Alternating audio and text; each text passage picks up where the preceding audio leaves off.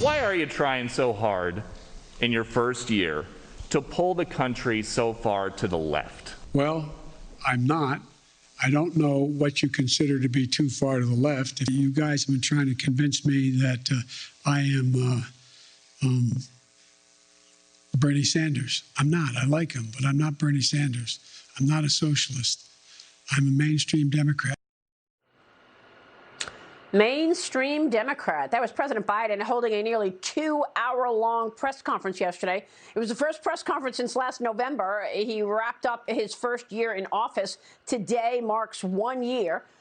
So everyone is looking at the year. Biden defended his record, saying that he did not overpromise, but he instead outperformed and made, quote, enormous progress. Joining me right now is former Speaker of the House. He is a Fox News contributor and the author of Beyond Biden. Newt Gingrich is here.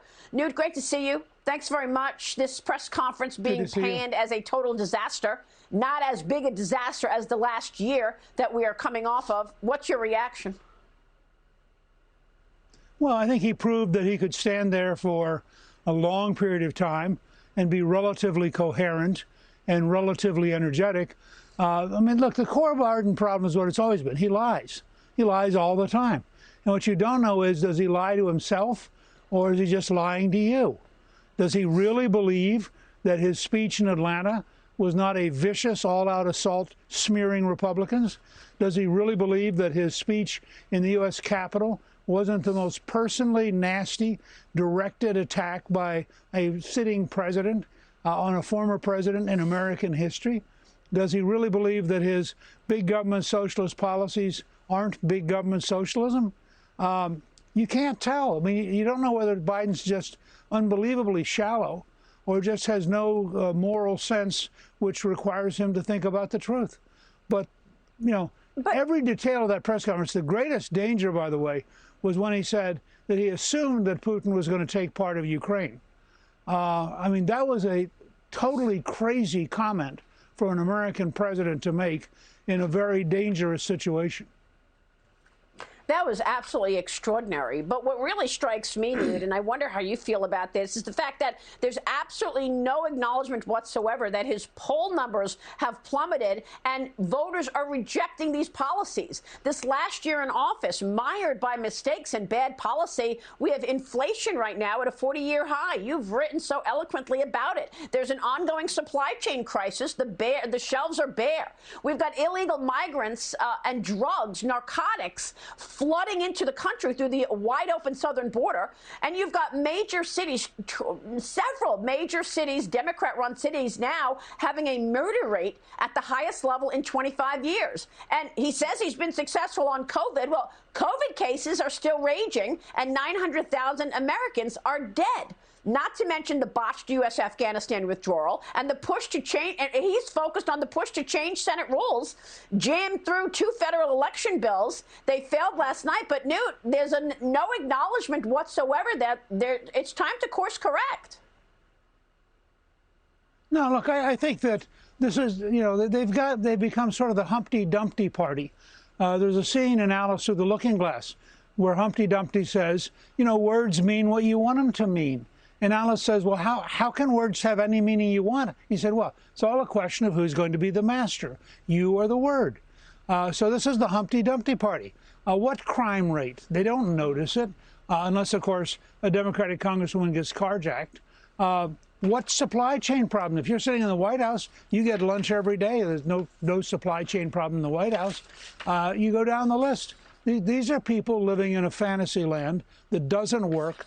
And I want to go back to the comment I made about his Putin comment.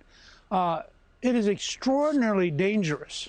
And remember, the Putin's last grab was Crimea. So what is Biden trying to tell us? And I think that the truth is that he's not very competent. He did win the presidency. We got to give him credit for that. He was able to stand there for, what, an hour and 20 or an hour and 30 minutes. He was relatively coherent. He was dishonest, but he at least was coherently dishonest. And he did have these strange mood swings. I mean, he'd go from being Happy Joe to being Angry Joe to being back to being Happy Joe. If you were to just go through that whole press conference and follow the mood swings, you'd think there's something weird going on. But this is the president we've got. I mean, the worst thing would be to have Kamala Harris. I did like, as a technical answer, when he was asked, are you satisfied with her job and will she be your running mate? And he says yes and yes. I thought that was actually a very nicely done professional job. Well, you mentioned the Russia comment. I mean, maybe we should assume that that's the conversation he had with Vladimir Putin. I mean, you know, where do you get off saying, well, if they just go in a little, I mean, you know, it will create the U.S.'s response lesser than if they go in more significantly? I mean, what is he talking about? Well, and somebody should have said to him, you know, you tell us these sanctions will work. Well, 9 years ago, under Barack Obama, he seized Crimea. Now, the sanctions haven't worked at all. In fact, he's built a bigger military. Putin is more aggressive. He's pushing again. You know, and I think it's what I find frightening isn't the politics of all this. It's the history of it. We have a great competitor in China. We're not at all prepared to compete with them. We have a dangerous adversary in Putin. We're not at all prepared to compete with him.